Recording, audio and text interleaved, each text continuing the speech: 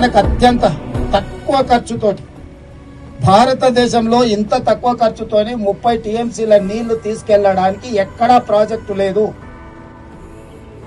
ఇది మామూలు సందర్భంలోనే 30 టీఎంసీలు. ఈ 2 సంవత్సరాలు కాంగ్రెస్ ప్రభుత్వం వచ్చిన తర్వాత వస్తున్న వర్షాలకు వరదలకు మనం ఎంత కావాలంటే అంత తీసుకొని పోవచ్చు. వాళ్ళకు పోతిరెడ్డిపాడు ఎట్లనో దానికి ప్రత్యామ్నాయం అంతకంటే మంచి ప్రాజెక్ట్ ఈరోజు ఎస్ఎల్బిసి టనల్. ఈరోజు ఈ 9.8 కిలోమీటర్లు ఇప్పుడు బ్యాలెన్స్ ఉంది. ఆ బ్యాలెన్స్ టనల్ పూర్తి చేయడానికి టనల్ పర్మిషన్స్ పాడవడము, ఆ సాంకేతిక నైపుణ్యంతో చేస్తే ఇంకా ముందుకు వెళ్ళలేని పరిస్థితులు ఉన్నాయి. కాబట్టి నూతన సాంకేతిక నైపుణ్యంతో ఆనాడేసిన అంచనాల ప్రకారం ఈనాడు పనులు పూర్తి చేయించడానికి ప్రభుత్వం నిర్ణయం తీసుకున్నది.